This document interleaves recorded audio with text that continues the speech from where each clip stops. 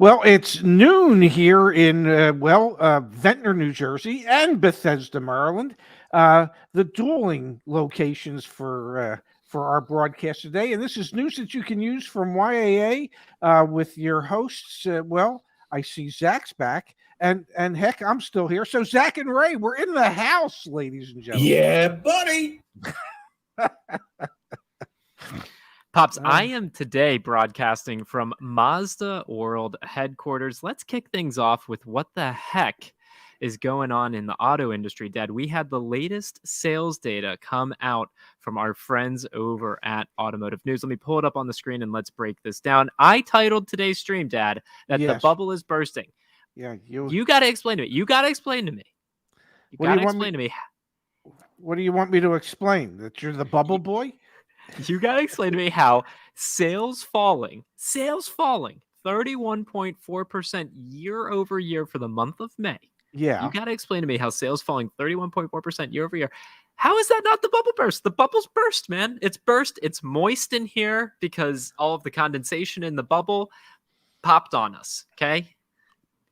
Man, it's not even deflating, let alone bursting. My God, this is like we're right out of a Seinfeld episode, and you're the bubble boy.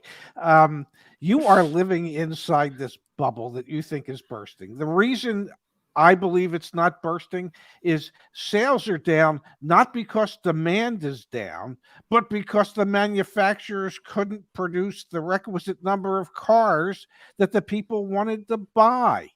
Okay.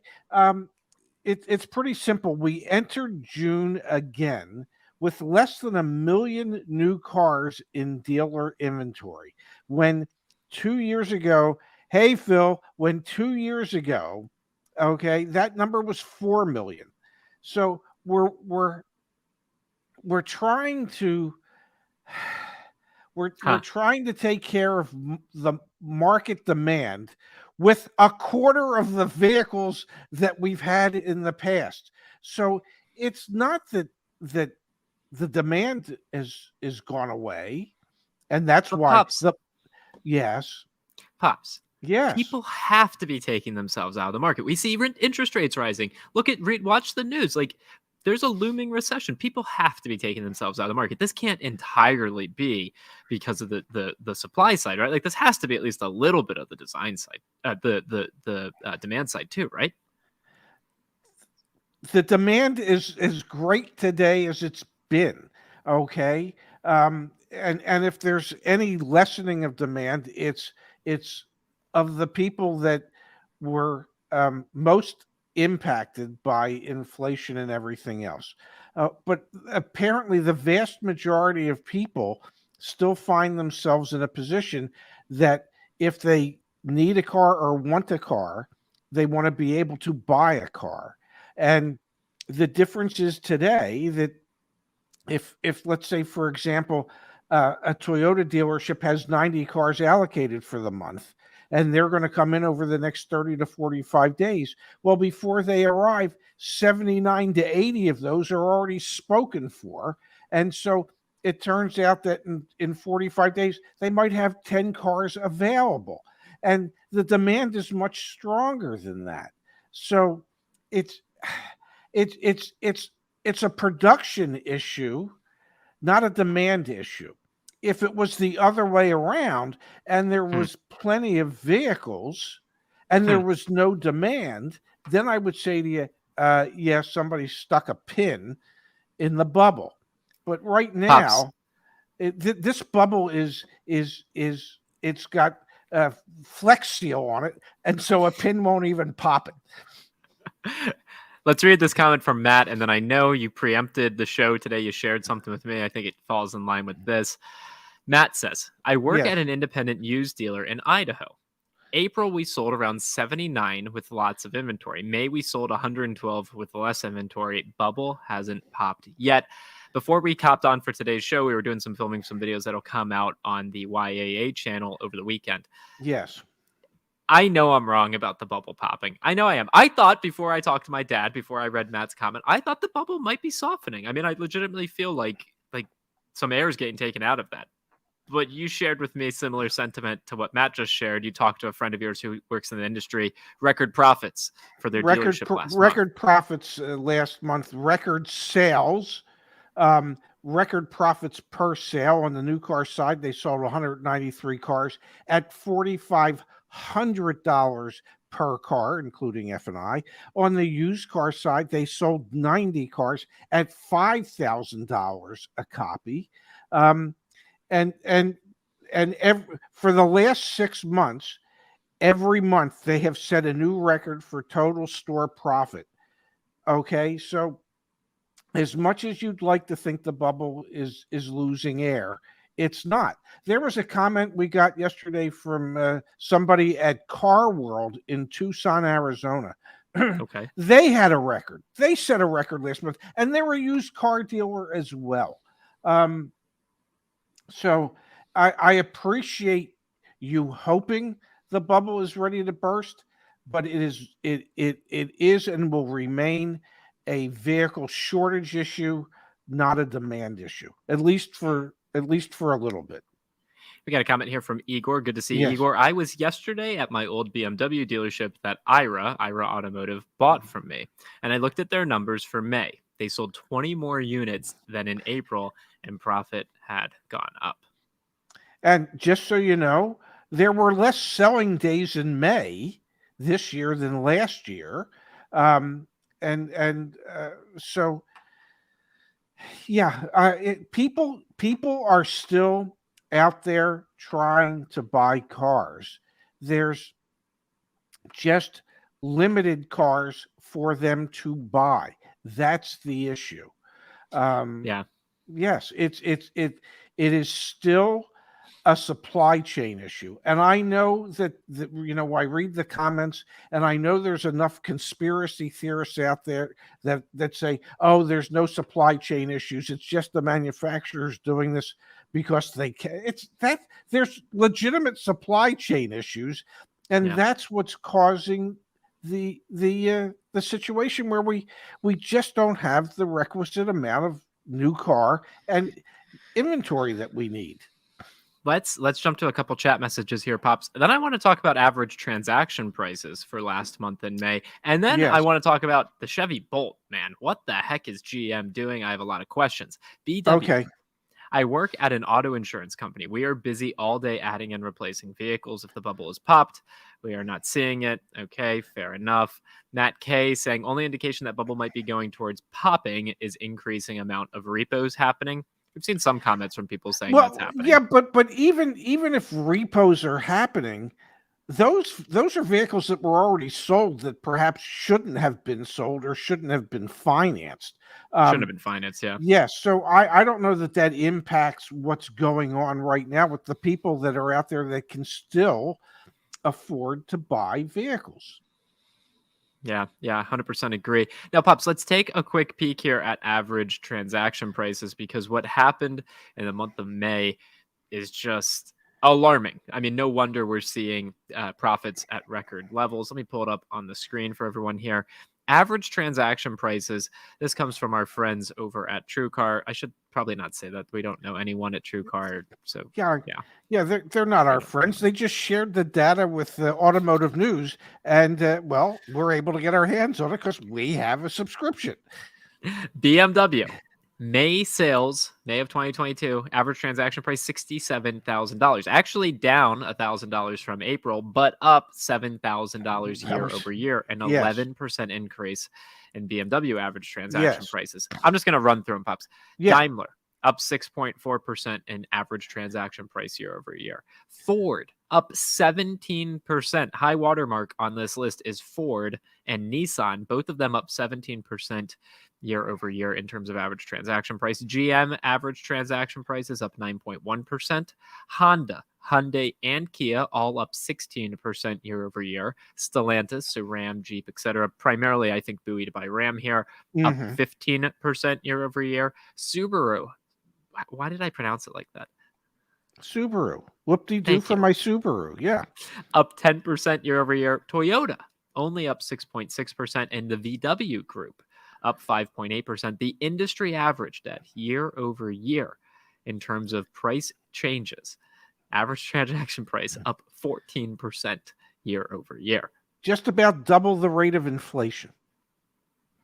And what that indicates to me is the reason that the average transaction price is up is because dealers and manufacturers have recognized that MSRP is just a number, and that the manufacturers can raise the MSRP with impunity and get away with it, and dealers can continue to add market adjustments and in many cases get away with it.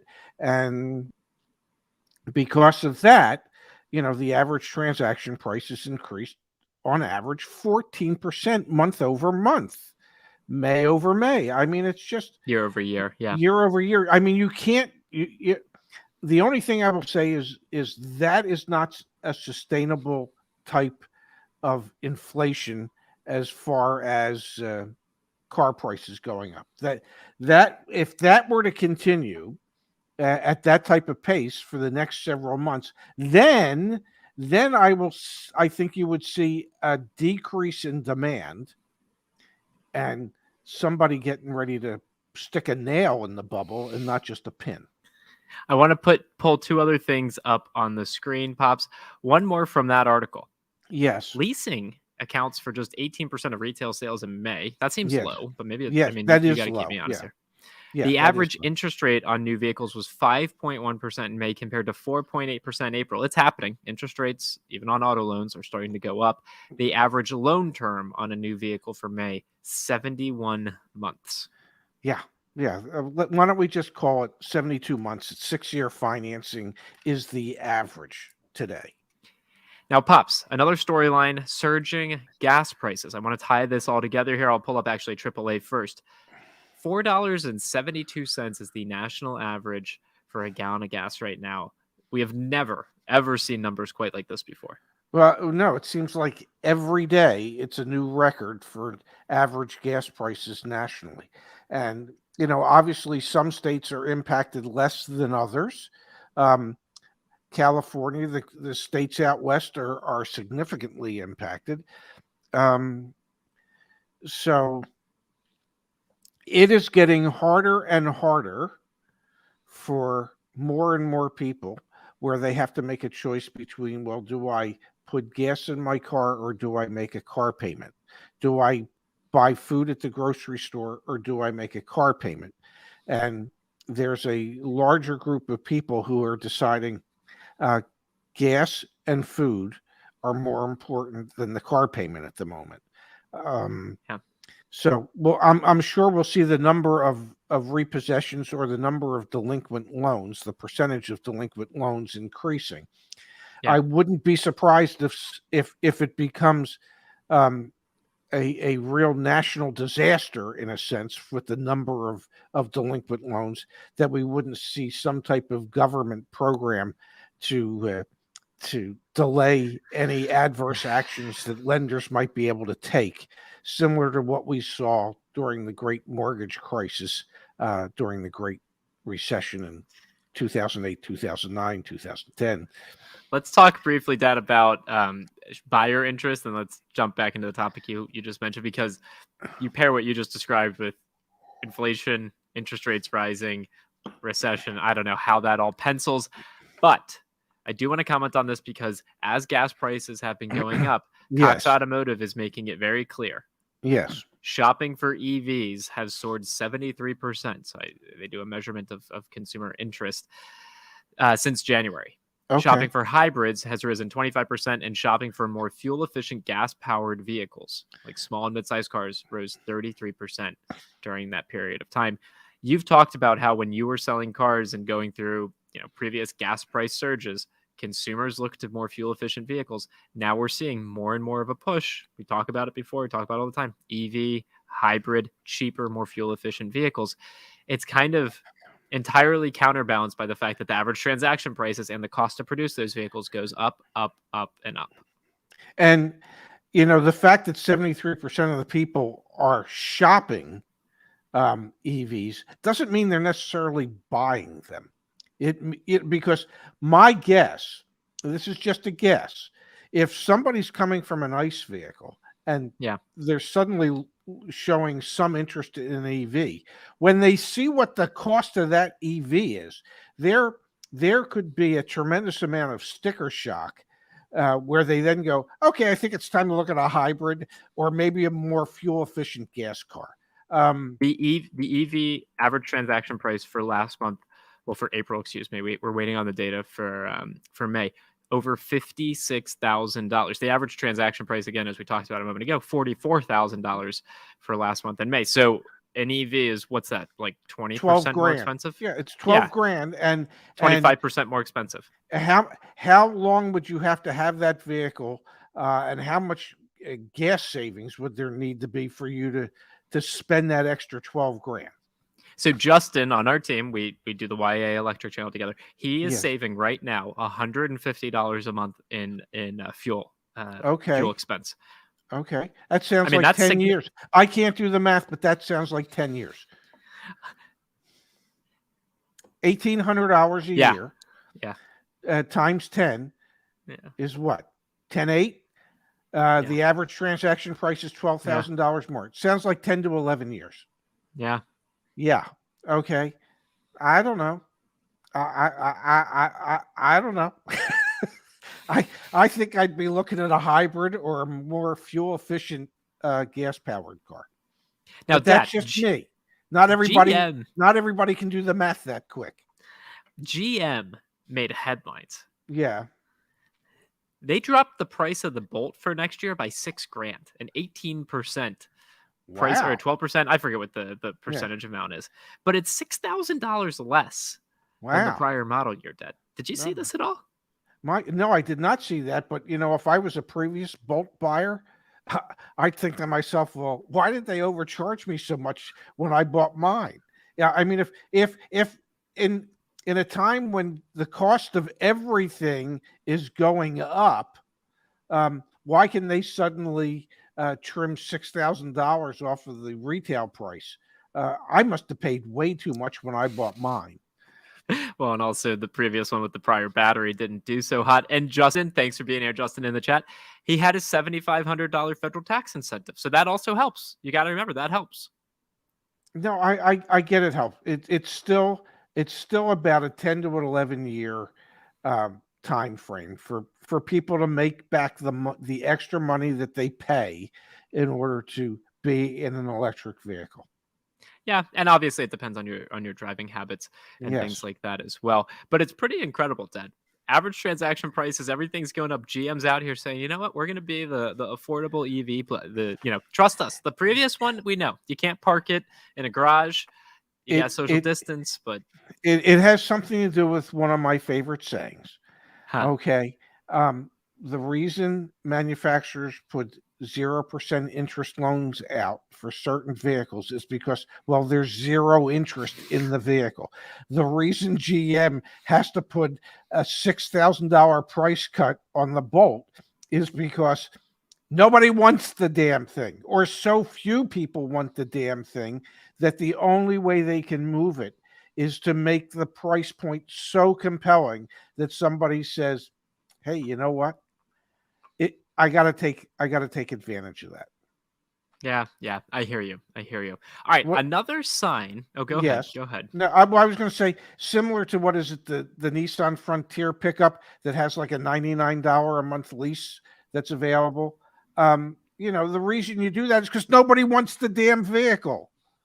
Another point here, Dad, on the Bolt, there is no federal tax credit on the Bolt because GM has sold over 200,000 vehicles that did qualify for the tax credit. So yeah, you're not even going to be able to apply that there. Can I tell you another sign that I saw that made me think, okay, maybe the bazooka bubblegum bubble is being what the heck's bursted? Bursting? Is bursted? Whatever, bubble boy. Has bursted. I was looking at the latest data from our friends over at Black Book. Okay, so we talked about. By the way, they are our friends. Yes, to be very clear, we like the team at Black Book.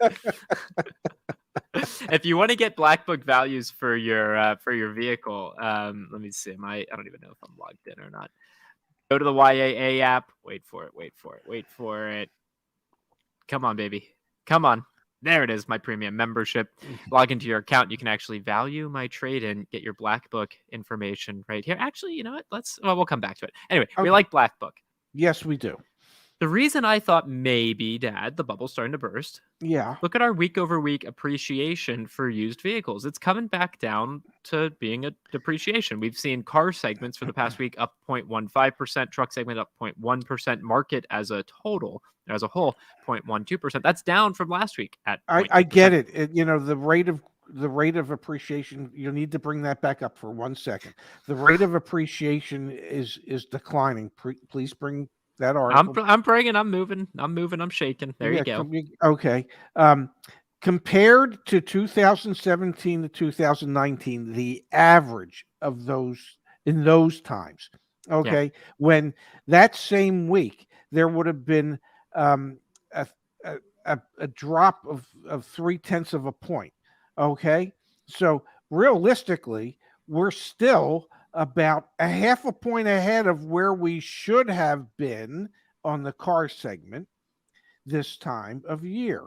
On the truck and SUV segment, we're almost 0.2 of a point higher than where we should have been. And for the market as a whole, we're about 0.3 of a point higher than where we should have been. So what do you make of this, though, Pops? Like, learning fast. My Ford Expedition value has plummeted lately. Carvana and Vroom offers are down thousands of dollars. Like, maybe Black Book's just a little behind in the market. Maybe values are going down. The values are going down. Look at the size of the Expedition. Okay, that is not a fuel efficient vehicle. That is why, with gas prices rising, that the value of gas guzzlers is dropping like a rock. Okay, but the value of fuel efficient vehicles is not. That's the difference. You know, there are extraneous pressures put on, and in this case, that extraneous pressure is the cost of fuel. So if you're driving something that around town gets you, I don't know, 12 to 15 miles a gallon, and you're paying $5 a gallon for gas, well, then you're thinking to yourself, and if you're a used car purchaser for a dealership, you're thinking to yourself, well, the only way I'm going to be able to sell that sled, okay, is I have to own it really cheap to make it seem affordable to somebody. The next buyer is not going to pay top dollar for that if they know it's getting 15 miles to the gallon. There's all these factors that lead into what a vehicle's value is. Yeah, I agree. So maybe parts of the used car market are changing, and because I guarantee we haven't seen the breakdown of what's happening to the hybrid side of vehicles, but I bet you those values are appreciating, whereas the big SUV values are depreciating. Let's put it to the test here. Actually, I love doing this on the show. If you're up for it, I've got the Black Book valuation open on my screen. Let me pull it up so everyone can play along with me at home. Let's find a couple VINs. I just want to do a quick analysis here. So let's do an Expedition. Yeah. Let's see what an Expedition is going to be selling for. So let me find a used one for sale. 2018 one. Oh, sounds good. Okay, so this dealer's got a 2018 one. I need the vehicle details. I need the VIN. It's got 28,000 miles, and we're in Maryland. We are in. Well, you are. I'm not. Okay, so this particular trim, the Platinum. There we go. So we've got wide trade-in value. 46,695. So what I want to do is I want to compare this to what the advertised price is. So they're trying to sell it for $55,000, and Black Book's saying that's about in the retail range. Okay. Yeah. I'm curious if we do now. Do you want to do like a Tesla, or do you want to do an EV? Do you want to do a fuel efficient vehicle? Just name a fuel efficient, or like do some type of hybrid. Do a Prius hybrid. Prius plug-in hybrid. This is like an old school Prius plug-in, okay? Not like the Prius Prime. Let's do this 2012. Oh my god, 156,000 miles. It's in West Berlin, Pops. West Berlin, New Jersey? Yeah. All right. Oh my So, God, that's where I started my career at Iannaco correct. Motors, where service was king. So we've got 156,000 miles on it. They're asking 13.6. Yeah. Oh my God. I wonder what Black Book's going to say. I'm curious here. And this one's in New Jersey. Okay, so they're asking actually higher end of retail. So maybe Now you didn't watch yesterday's show and the I show the have day not watched before. yesterday's show yet. Okay. No, I did So watch. I watched parts of the day before show. Yes. so there was a situation where one of our members traded in.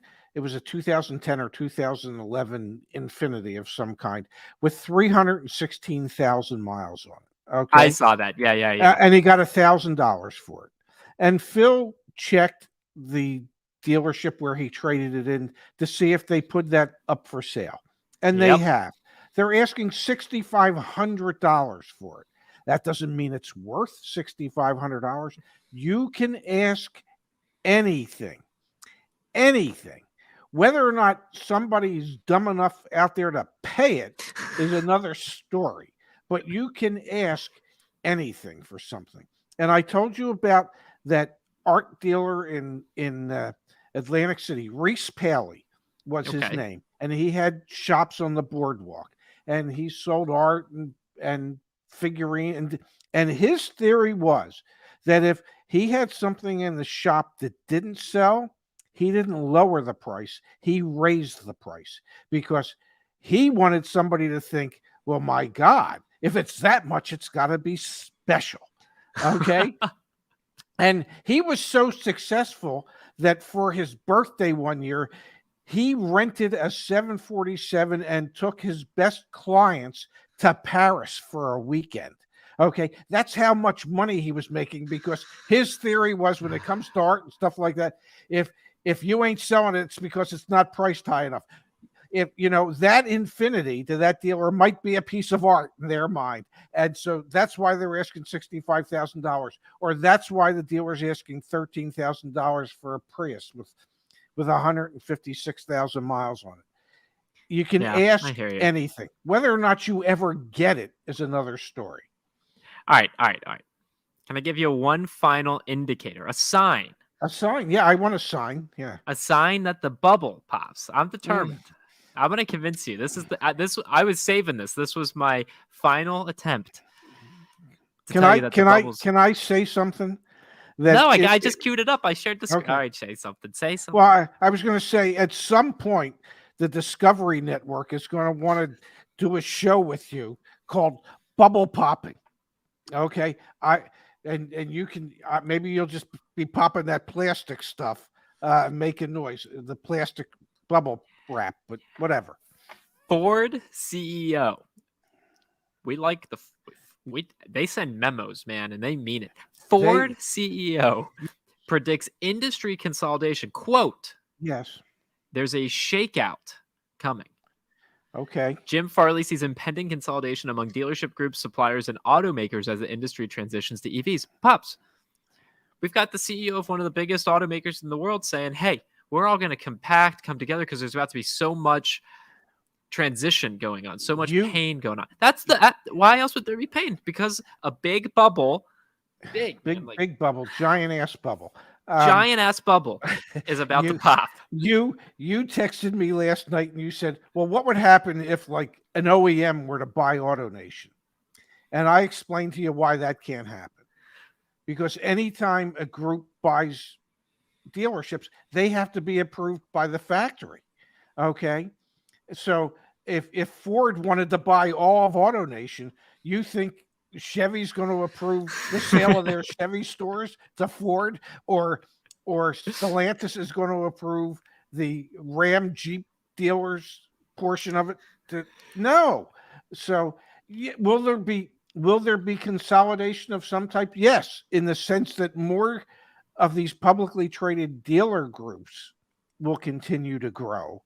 But I don't see how a manufacturer could, unless it was a completely separate entity, and everybody would know that it is, and who really owns it. So I don't see how an OEM would ever be in a position to get the requisite approvals from the various manufacturers to buy an AutoNation or a Lithia or an As. It just Yeah. it can't happen.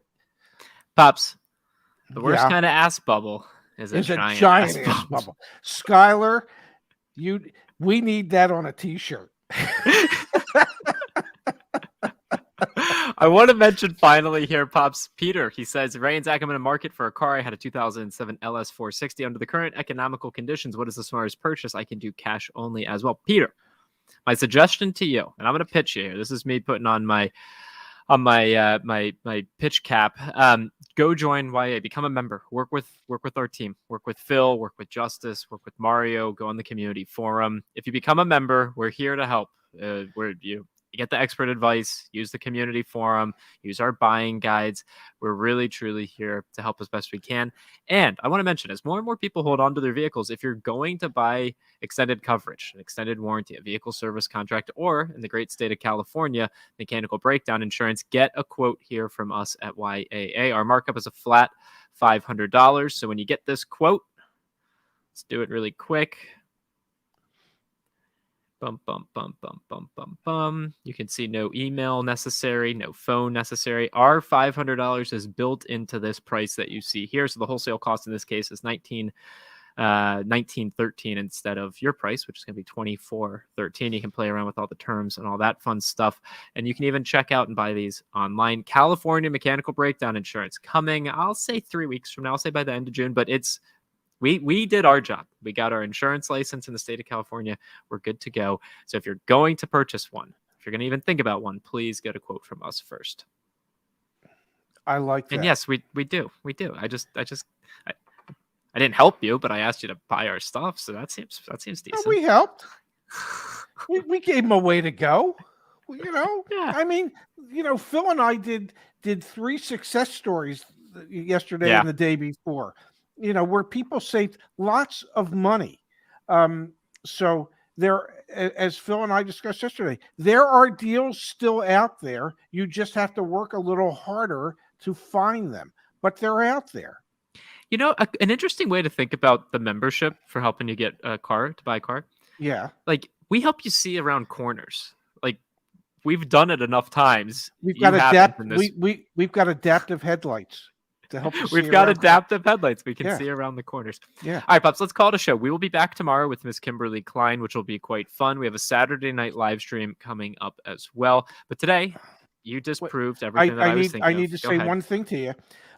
Phil and I would like Phil to be part of the show tomorrow as well, because we would like to discuss a different perspective on auto financing. Kimberly brings the dealership perspective. Yeah. Phil, having been a buyer for Ford Motor Credit, can bring the lender's perspective as to what it is that they look at and how it is that they want to see deals structured. So we talked about it on yesterday's show. We'd like to bring Phil in tomorrow with Miss Kimberly Klein so we can have that type of discussion. Sounds great. I'll be sure to be here. I hope so. You're the moderator. In conclusion, the bubble is not bursting. Yeah, I got disproven again. Yeah. Thanks, we apologize. Yeah. I'm sorry. Sorry to see you guys. Sorry to burst your bubble, honey.